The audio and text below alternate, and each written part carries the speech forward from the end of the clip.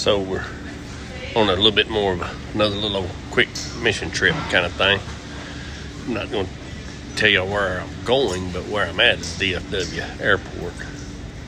Getting ready to fly out, and I'll be back tomorrow. Me and TK, we're going to go see a family that's having a rough patch, farming, and just really, Tony has a great relationship with them, and felt like we could go and encourage them. So we're gonna run up there and do that, and come back. Just kind of exciting. I like waking up in Texas and feeding yearlings and hauling some calves to the sale barn, and then dropping my trailer in the sale barn parking lot and running and getting on a plane to go somewhere to help somebody or just to visit, encourage them. That's what Mary did. Mary in haste, she went. Well, we've been talking about Jesus' birth and usually going through Luke. But Mary spent 3 months with Elizabeth. 3 months. I wish I could figure out, that dog's in that carry-on, on that backpack of that woman. You see all kinds of stuff at Dallas Fort Worth International Airport. I should have brought J-Dub with me. So anyway, Mary spent 3 months, and just if you think about Mary, I would think, number one, we know Elizabeth was old, past the years of childbearing. We know that she was in her 6th month when Mary went. We don't know if she stayed there until the birth of John the Baptist, or if she had just left. But it was the timeline, in the scriptures, pretty darn close. But she stayed for 3 months. Do y'all think she was sitting with her feet up and Elizabeth was doting on her, or do you think Mary was serving Elizabeth?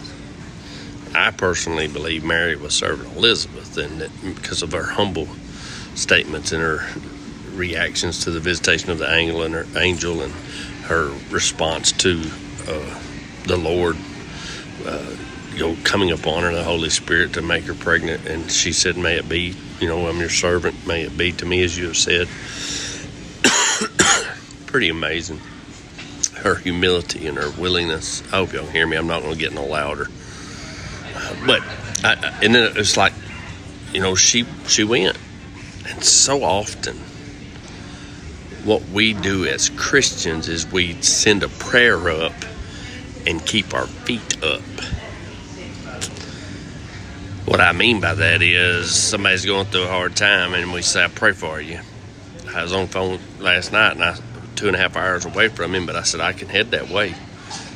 And he said, "Well, by the time you get here, it's either going to be resolved or it ain't." And I said, "Probably you're correct, but I mean, what do you want?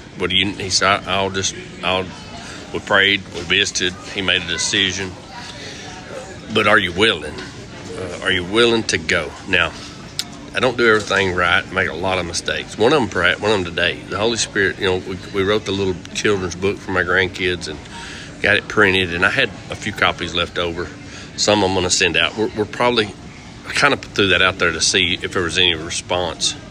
And we're probably going to print it and make it like a hardback where it's more child friendly, where they can, I don't know, we'll see what the costs are, because that could be crazy. But as I went to leave this morning in such a hurry, stressed out, done had to change clothes, sweated down, and loading them yearlings like they wore me out. They just didn't want to do right. And as I'm leaving, I'm like, I ought to grab a couple of them little magazines that we had printed, the little beginning magazine, because you don't never know. Some might be a perfect somebody in the airport to give it to them, see how their kids respond. Like, firsthand, kind of could hand that to them and, "Hey, tell me what y'all think about that."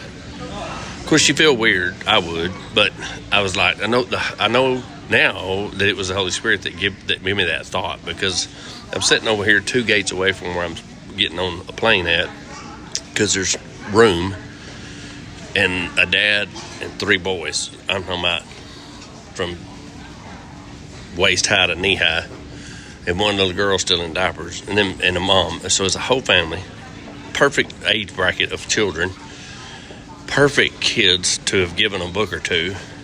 And I watched them play for 30 minutes, and mom apologized, and I said, "I'm a granddad, I love it, let them play." And the whole time I'm thinking, why didn't I just do what he said? Why didn't I just grab them? So if you're ever like that, don't whoop yourself and ruin the rest of your trip. Get over it. Note to self, when the Holy Spirit says grab a few books, grab them. I'll call in tomorrow, check in tomorrow, let y'all know where I'm at. But stay tuned. We're going to go encourage a family of farmers. 5 generations been on this farm. Y'all have a great day.